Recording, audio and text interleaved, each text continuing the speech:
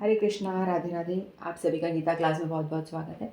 ओम अज्ञानतिमिरन्धस्य ज्ञानाञ्जनशलाकया चक्षुरुन्मिलितं येन तस्मै श्रीगुरुवे नमः। गुरुवे गौरचन्द्राय राधिकाय सदालय कृष्णाय कृष्णभक्ताय तद्भक्ताय नमो नमः। नमो विष्णुपादाय राधिकाय प्रियात्मने श्रीमद्भक्तिवेदान्त नारायणीति नामिने। श्रीकृष्णलीला कथने सुताक्षं औदार्य माधुर्यगुणश्रुतं वरं वरेण्यं पुरुषमहन्तं नारायणं तं रसा नमामि। श्रीचैतन्यमनोभीष्टं स्थापितं येन भूतले स्वयं रूपः कदा मह्यं ददाति स्वपदान्तिकम्। आजानुलम्बितभुजगङ्कावदातो सकितनायकपित्रो कमलायताक्षो विश्वम्भरो द्विजवरो युगधरं बालो वन्दे जगत्प्रियकरो करुणावतारो। नमो महावदन्याय कृष्णप्रेमप्रदायते कृष्णाय कृष्णचैतन्यनाम्ने गौरत्रिषे नमः। हे कृष्ण करुणा सिन्धो दीनबन्धो जगत्पते गोपेश गोपिकान्त श्रीराधाकान्त नमस्तुते। तत्काञ्चन गौराङ्गी राधे वृन्दावनेश्वरी वृषभानुसुत देवी प्रणमामि हरिप्रिये। नीलाचलनिवासाय नित्याय परमात्मने बलभद्र सुभद्राभ्यां जगन्नाथाय ते नमः। जय श्री कृष्ण चैतन्य प्रभु नित्यानंद श्री अद्वैत गदाधर शिवासादि गौर भक्त वृंद। हरे कृष्ण कृष्ण कृष्ण हरे हरे, हरे राम राम राम हरे हरे। हरे कृष्ण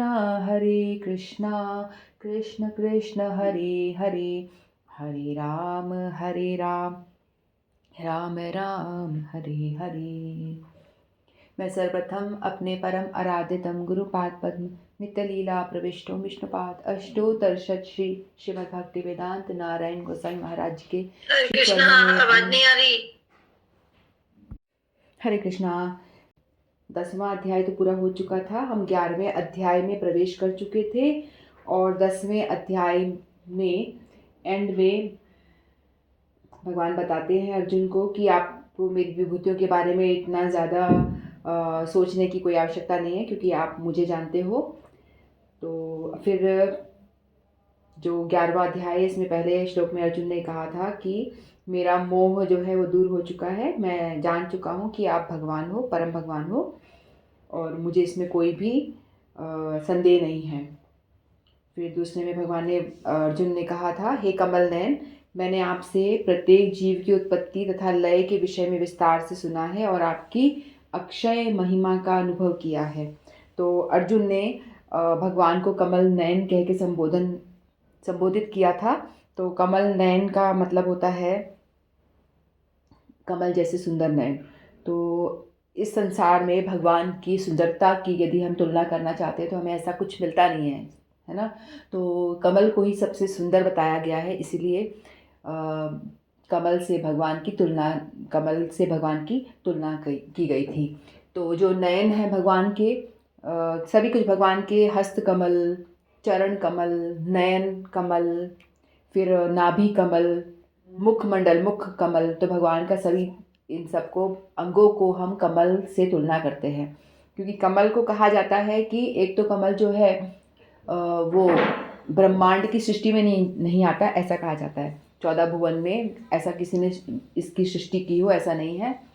और दूसरा कमल जो है कीचड़ में खिलता है, कीचड़ में कमल खिलता है, लेकिन कीचड़ में खिलते हुए भी वो अपनी सुंदरता को बरकरार रखता है, कीचड़ से लिप्त नहीं होता।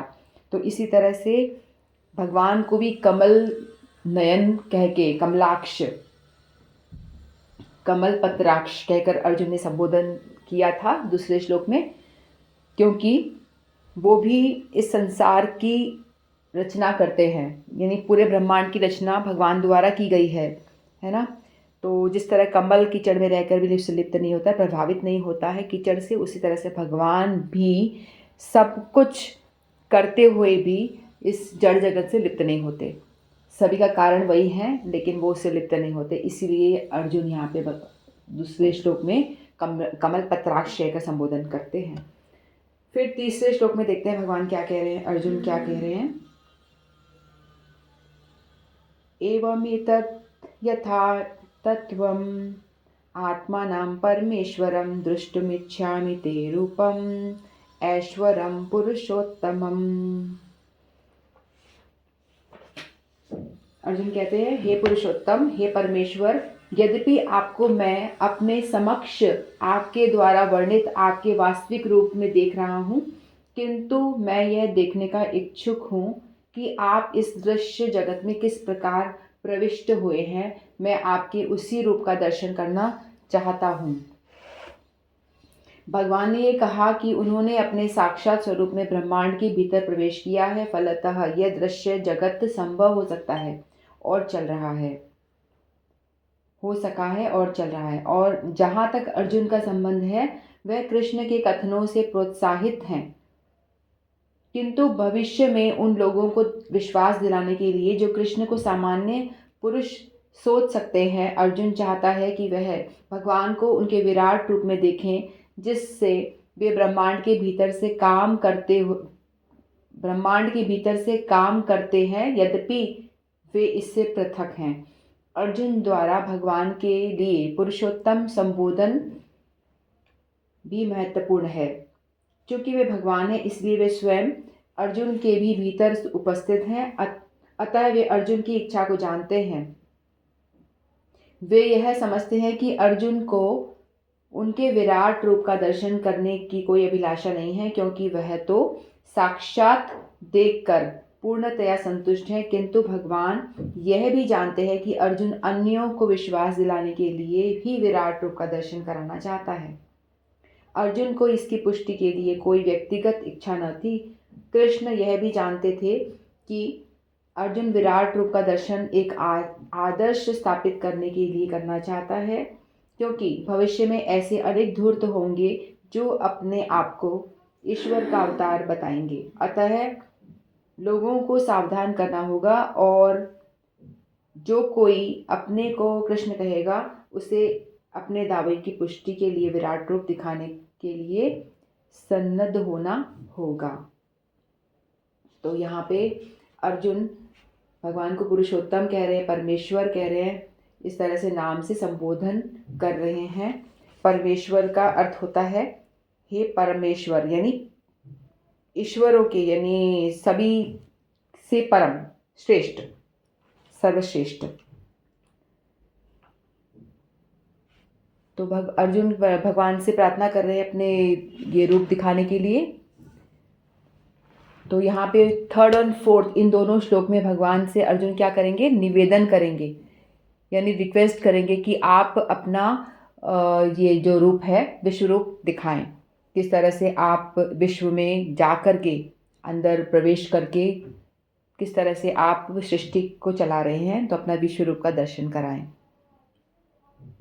वैसे अर्जुन कहते हैं कि मेरा तो मोह नष्ट हो चुका है, मुझे कोई डाउट नहीं है, मुझे बिल्कुल डाउट नहीं है। मैं जान गया हूँ आपकी महिमा के बारे में कि आप ही जो हो समस्त ब्रह्मांड की उत्पत्ति का कारण हो, उत्पत्ति स्थिति प्रलय का कारण आप ही हो, आप ही मूल हो। लेकिन फिर भी मैं चाहता हूँ कि आप अपना विश्व रूप मुझे दिखाएं। और अर्जुन को कोई डाउट नहीं है, वो कहते हैं कि पूर्णतया से वो कन्फेस करते हैं कि आपने जो भी कुछ अपने विषय में कहा है, मैं उसमें पूर्णतया सहमत हूँ। मुझे कोई डाउट नहीं है कि आप भगवान हो, मैं जानता हूँ, मुझे कोई डाउट नहीं है। तो जो भी कुछ आपने अभी तक मुझे बताया है, अपनी विभूतियों के बारे में जो भी कुछ बताया है, सब कुछ मैं मान गया, मैं जान गया और मान भी गया। मुझे कोई भी संशय नहीं है कि आप ही परमेश्वर हो। हे परमेश्वर, मैं आपके ऐश्वर्यमय रूप को देखना चाहता हूँ। फिर भी अर्जुन कह रहे हैं कि मैं आपके ऐश्वर्यमय रूप को देखना चाहता हूँ। क्यों देखना चाहते हैं? क्योंकि ऐसे बहुत सारे ऐसे लोग होते हैं ना, जो अपने आप को भगवान कहते हैं। अहम ब्रह्मस्मि, ऐसे कहते हैं कि मैं ही ब्रह्म हूँ, मैं ही कृष्ण हूँ, मैं ही भगवान हूँ। ऐसे बहुत सारे पाखंडी हमें मिल जाते हैं। तो ऐसे लोगों को भविष्य में, अर्जुन को पता था कि मुझे तो कोई डाउट नहीं है, लेकिन भविष्य में ऐसे बहुत सारे लोग होंगे जो भगवान कृष्ण को एक साधारण मनुष्य की तरह देखेंगे। कहेंगे कि जैसे मोदी अभी हुआ है और एक बहुत शक्तिशाली व्यक्ति है ना, हमारे देश के जो प्रधानमंत्री हैं मोदी जी, जो बहुत शक्तिशाली व्यक्तित्व है उनका। तो वैसे ही लोग समझेंगे कि ऐसे ही कोई कृष्ण हुए थे जो बहुत ही शक्तिशाली थे, है ना। तो इस तरह से लोगों के मन में बहुत ऐसी डाउट्स होंगे कि वो भगवान नहीं है। तो उन लोगों के लिए भगवान चाहते हैं कि ऐसे लोगों के लिए, अर्जुन चाहते हैं कि ऐसे लोगों के लिए कुछ मैं ठोस, भगवान मेरे समक्ष है तो मैं ऐसा कुछ रिक्वेस्ट करूं जिससे कि ऐसे लोग को भी पता चले कि वो साधारण ऐतिहासिक पुरुष नहीं थे, वो शक्तिमान पुरुषोत्तम भगवान थे। सभी पुरुषों में उत्तम जो होते हैं वो पुरुषोत्तम और वो थे। और परमेश्वर मतलब सबके हृदय में जो वास करते हैं और सबकी मनोकामना मनोरथ क्या है वो जान जाते हैं। तो भगवान यहाँ पे, अर्जुन यहाँ पे परमेश्वर कह रहे हैं उनको कि भाई आप सभी लोगों में श्रेष्ठ हो, अंतर्यामी हो, सबके हृदय में वास करते हो, तो आप सबके हृदय में क्या चल रहा है वो जान जाते हो। तो वैसे ही आप मेरे हृदय में क्या चल रहा है वो आप जानते हो कि मैं चाहता हूँ आपके विश्व रूप का दर्शन करना, क्यों चाहता हूँ ये भी आप जानते हो, ताकि ऐसे जो धूर्त लोग भविष्य में होंगे जो आपको ईश्वर रूप में नहीं मानेंगे, उनको ये प्रूफ मिल जाए कि आप ही भगवान हो। क्योंकि हम देखते हैं कि किसी भी देवता ने, ना शिव ने, ना विष्णु ने, ब्रह्मा विष्णु महेश या कोई भी देवी देवता किसी भी पुराणों में, उपनिषदों में, श्रुतियों में, ग्रंथों में कहीं पे भी ऐसा नहीं आता कि किसी और देवी देवता ने अपना विश्व रूप का दर्शन कराया हो। कहीं भी ऐसा सुनने में नहीं आता है, कहीं लिखा हुआ नहीं है।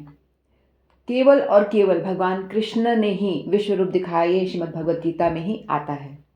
ठीक है, तो इसीलिए एक भगवान कृष्ण को ही भगवान कह सकते हैं हम, और किसी को हम भगवान नहीं कह सकते, क्योंकि किसी ने भी अपना विश्व रूप नहीं दिखाया है। तो इसीलिए अर्जुन उन जैसे लोगों, धूर्त लोगों के लिए भगवान से रिक्वेस्ट कर रहे हैं कि आप अपना विश्व रूप का दर्शन कराइए।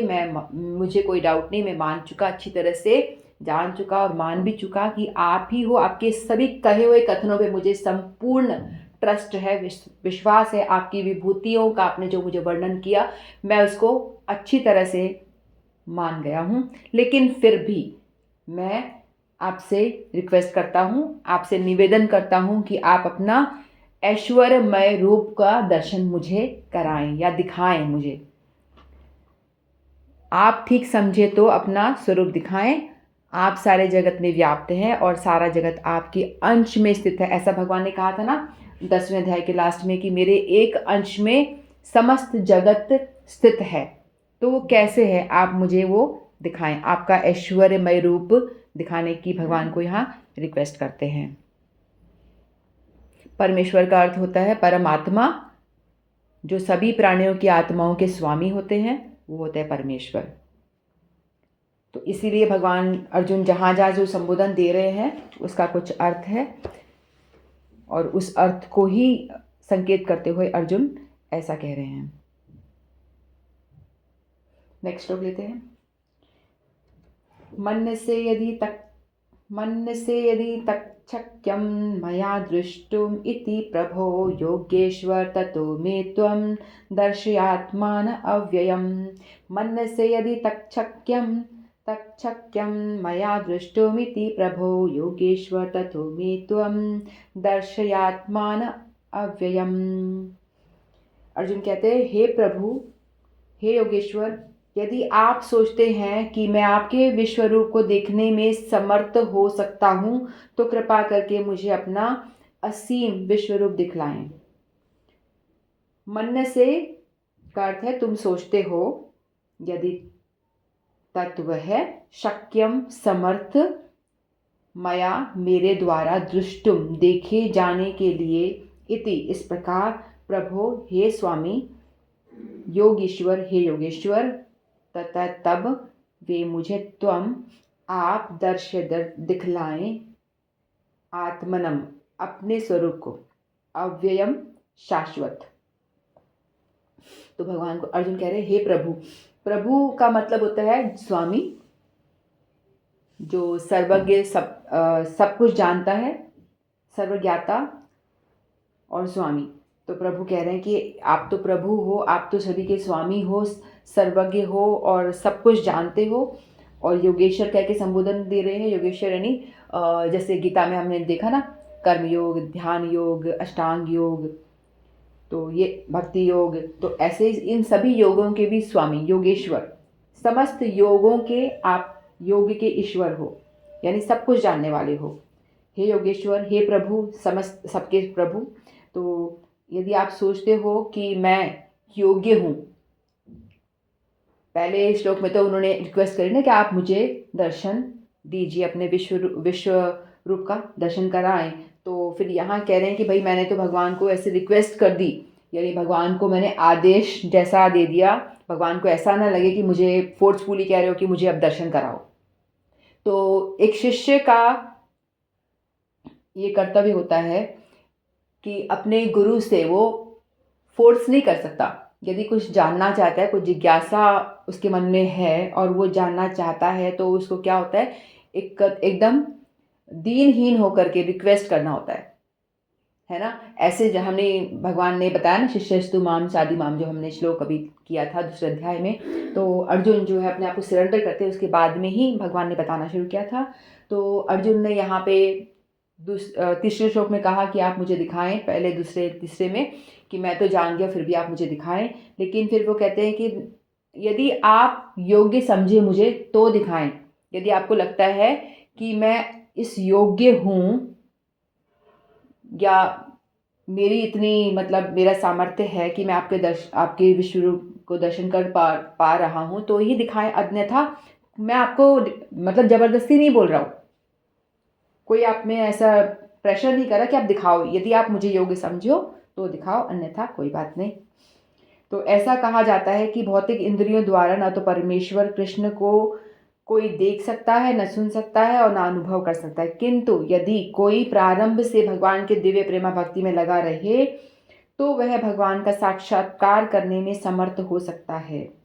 ज्ञानी जो होते हैं वो भगवान का दर्शन नहीं कर सकते अपने ज्ञान के बल पर, दंभ पर, कि मैं पढ़ के भगवान को देख लूँगा। भगवान कहते हैं कि पढ़ ले कितने श्लोक, पढ़ ले कुछ भी, कितना ही ग्रंथ पढ़ ले, लेकिन तू मुझे दर्शन नहीं कर सकता जब तक कि तू मेरा भक्त नहीं बन जाता। तो अपनी इंद्रियों के बल से नहीं देख सकते, सिर्फ और सिर्फ जब तक कि हम भगवान के शरणागत नहीं होते, अनन्य भक्ति नहीं करते, प्रेमा भक्ति के बल पे ही हम भगवान को देख सकते हैं। प्रत्येक जीव आध्यात्मिक स्फुलिंग मात्र है, अतः परमेश्वर को जान पाना या देख पाना संभव नहीं है। भक्त रूप में अर्जुन को अपनी चिंतन शक्ति पर भरोसा नहीं है।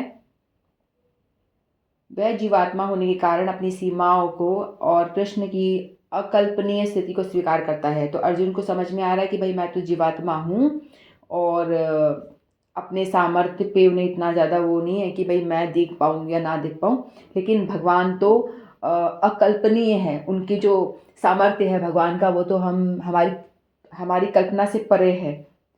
तो इसलिए कह रहे हैं कि भाई मैं तो शुद्र छोटा सा एक जीव हूँ, आपको लगता है दिखाने योग्य हूँ तो दिखा दीजिए।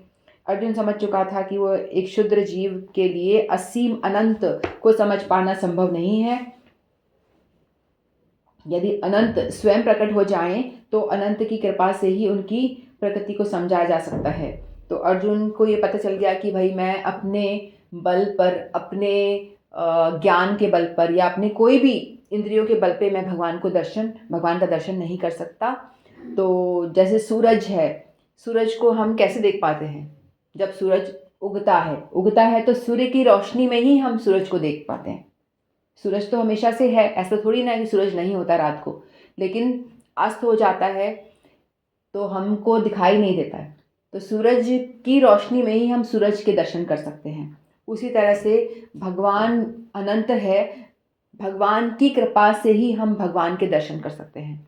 भगवान चाहेंगे कि हम अपने आप को जनाना, जब भगवान अपने आप को जनाना चाहेंगे तो ही हम पे कृपा करेंगे, तो हम उनके दर्शन कर सकते हैं। कहने का मतलब हमारे अंदर ज्ञान का दीपक जलाएंगे। तेषाम, वो कौन सा श्लोक था? तेषाम अनुकंपार्थम अहम ज्ञानम जमतम नाश्यामि अत्थ भास्वते।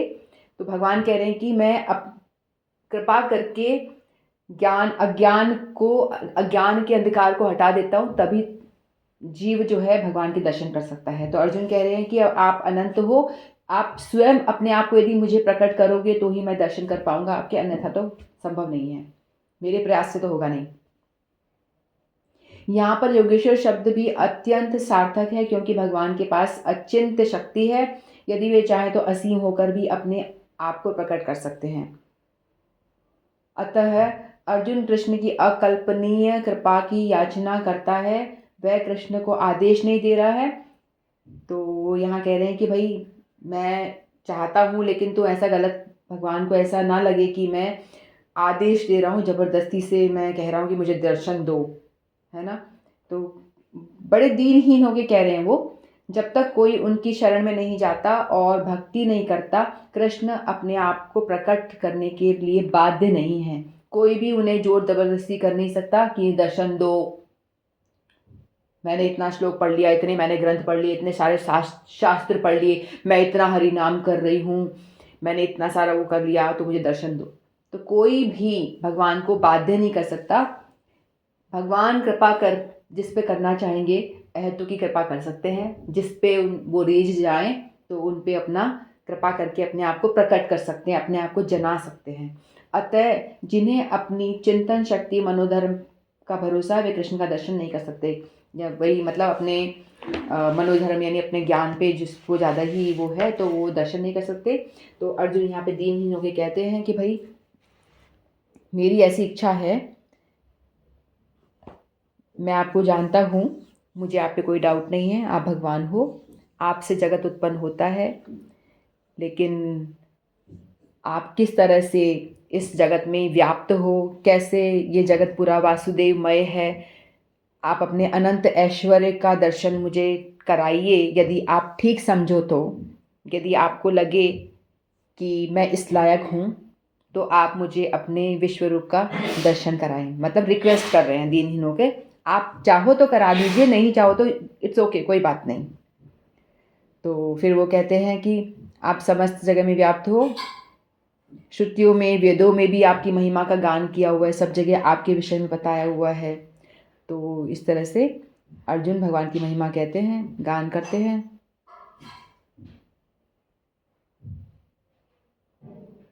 तो यहाँ पे भगवान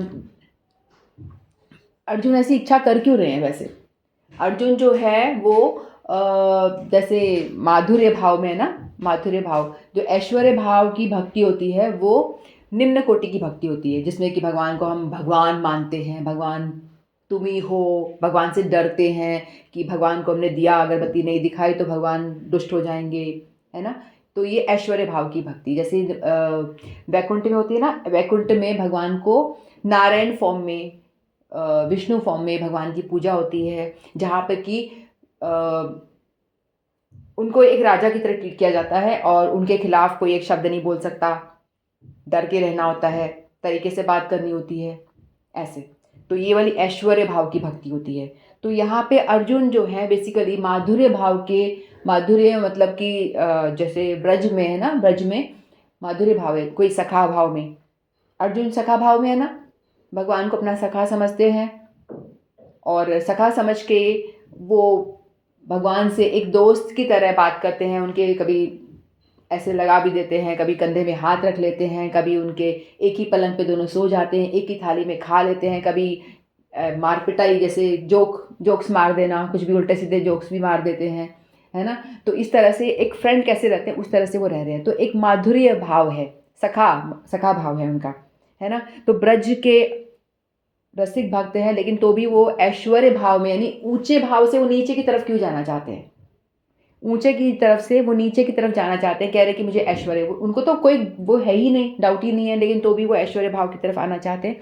क्योंकि कभी कभी ऐसा होता है ना कि हम लोग को जैसे गन्ने का रस है, मीठा होता है, उसमें हम थोड़ा नमकीन नमक भी डाल देते हैं, नींबू भी डाल देते हैं, है ना। तो कभी कभी मन करता है कि सब कुछ टेस्ट किया जाए, मधुर के साथ में थोड़ा नींबू वगैरह डाल दिया जाए तो थोड़ा टेस्टी और हो जाता है। इस तरह से अर्जुन भी, हालांकि वो सखा भाव है उनका, अच्छा भाव है माधुर्य वाला, लेकिन तो भी वो ब्रज भाव है, तो भी वो उसके अंदर वो ऐश्वर्य भाव का मिश्रण करना चाह रहे हैं। ऐसा। तो और दूसरों के लिए इस तरह से। तो इसमें एक रिलेटेड कथा है, सुना देती हूँ। तो एक दफ़ा ब्रज में ऐसा होता है कि सारे जो ब्रज वासी सखा गण होते हैं ना, वो लोग कहते हैं कि मुझे हमें भी दर्शन करना है, वैकुंठ में जाकर के नारायण का दर्शन करना है। तो भगवान कृष्ण उनको सारे सखाओं को लेकर के जाते हैं वैकुंठ में दर्शन कराने नारायण का। फिर वहाँ जाके जब वो देखते हैं तो देखते हैं कि जो नारायण हैं वो एकदम बैठे हुए हैं, वो चतुर्भुज फॉर्म में, लेकिन उनकी जो शक्ल है ना बिल्कुल कृष्ण जैसी है। राजा है ना वहाँ के, वो द्वारका में, तो वो कृष्ण जैसी शक्ल है उनकी। तो वो कहते हैं कि वो जैसे ही वो देखते हैं कहते हैं कि अरे क्या बन के बैठा हुआ है, अरे कृष्ण, ओ कन्हुआ, वो कृष्ण समझते हैं और उस तरह से उसको ट्रीट करते हैं, ओ कन्हुआ, ओ कान्हा, चल उतर, क्या कर रहा है, चला अपन तो बाहर चलें खेलें, वो इस तरह से बोलना शुरू कर देते हैं। तो वैसे बिल्कुल राजा की तरह बैठे हैं, कोई रिस्पॉन्स नहीं दे रहे। बोलते अरे ऐसा क्या देख रहा है, पहली बार देखा है क्या, तू तो हमारा यार है ना, चल चल, इस तरह से यानी बहुत बुलाते हैं, लेकिन वो बिल्कुल ऐसे बैठे हैं राजा की तरह, कोई रिस्पॉन्स नहीं दे रहे। और जितने भी सारे उनके द्वारपाल वगैरह मंत्रीगण हैं सब पकड़ के बाहर ले जाते, बोलते क्या कर रहे हो, हमारा दोस्त है वो बैठा। बोले कौन दोस्त, वो हमारा दोस्त बैठा। बोले बाहर निकलो, वो राजा है यहाँ के, वो द्वारकाधीश हैं, चलो बाहर निकलो। तो सखा लोग बोलते कैसा है ये राजा बन के बैठा है, हमें नहीं रहना यहाँ पे, हम तो जा रहे हैं अपने ब्रज में, जहाँ पे कि हम अपने दोस्त को घोड़ा बना ले, उनके साथ खाएं, उनके साथ खेलें, उनके साथ मस्ती करें, हमें तो वहाँ जाना है, वहीं रहना है। तो ऐसा वाला ऐश्वर्य जो भाव है ना, उनको बिल्कुल पसंद नहीं आता, बिल्कुल पसंद नहीं आता। कहते हैं कि फिर वो कान्हा कहते हैं कि कान्हा को बोलते हैं देख लिया, नहीं नहीं हमें यहाँ नहीं रहना, यहाँ तो ना बोले ना चाले, एकदम चुप करके बैठा बैठा देख रहा है और सब पकड़ के हमें बंदी बना रहे हैं, हमें तो वापस ब्रज में लेके जाओ। तो उनको ब्रज में ही वापस छोड़ देते हैं। तो वो लोग, भगवान ने कभी कभी ब्रजवासियों को भी ये ऐश्वर्य भाव चखाया था, उसका दर्शन कराया था कभी कभी। ऐसी इनको नंद बाबा भी एक दफ़ा होता है ना कि वो स्नान करने के लिए जाते हैं, स्नान करते टाइम क्या होता है तो उनको समय का पता नहीं चलता, तो वो जल्दी ही स्नान करने चले जाते हैं। ब्रह्म मुहूर्त में स्नान किया जाता है, रात्रि में नहीं किया जाता। तो रात के टाइम में ब्रह्म मुहूर्त हुआ नहीं होता, उससे पहले ही वो स्नान के लिए चले जाते हैं। तो वहाँ पे वरुण देव जो होते हैं उनको पकड़ के ले जाते हैं, फिर पकड़ के ले जाते हैं, बंदी बना देते हैं। फिर उतने में कृष्ण ढूंढते ढूंढते आते हैं, सभी लोग चिंतित हो जाते हैं कहाँ चले गए कहाँ चले गए। फिर देखते हैं, फिर कृष्ण वहीं पे आ जाते हैं, वरुण लोक में पहुंच जाते हैं नंद बाबा को छुड़ाने के लिए। और जैसे ही वो वहाँ पहुंचते हैं तो सभी लोग उनको आसन देते हैं कि भगवान पधारे हैं, बैठिए, उनकी आरती हो रही है, उनकी पूजा हो रही है। तो नंद बाबा देखते हैं भैया क्या हो रहा है, मेरे लल्ला, मेरे बेटे के को ऐसे क्यों ट्रीट किया जा रहा है।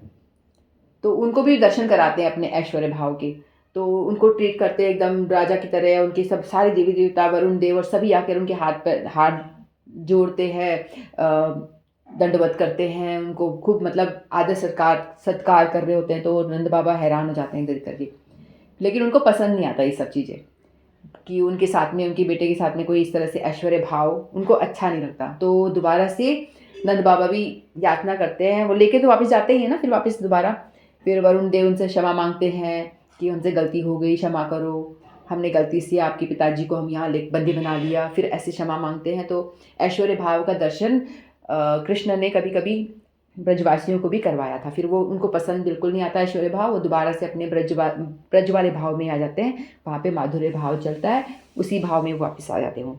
तो यहाँ पे भी अर्जुन, हालांकि उनकी स्थिति बहुत ऊंची है, लेकिन फिर भी वो ऐसी बात कर रहे हैं क्योंकि आगे जो लोग आएंगे उनके लिए, ताकि उनको कोई डाउट ना रहे कि भगवान ही हैं जो सर्वश्रेष्ठ है, परम पुरुषोत्तम है, सभी के प्रभु हैं।